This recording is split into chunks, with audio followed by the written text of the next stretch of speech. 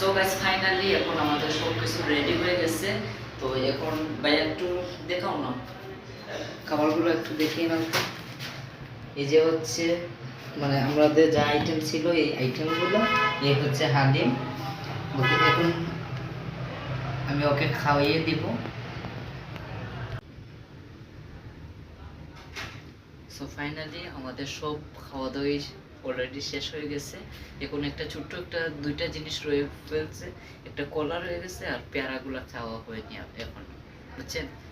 তো এখন আমরা পেয়ারাগুলো খাবো, কলাগুলো মানে খেয়ে ফেলবো। ওকে।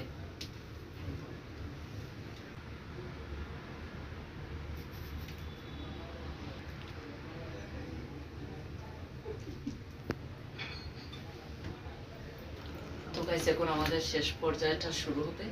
শেষ মানে এখানেই শেষ। সবার কাছে একটা ছোট্ট একটা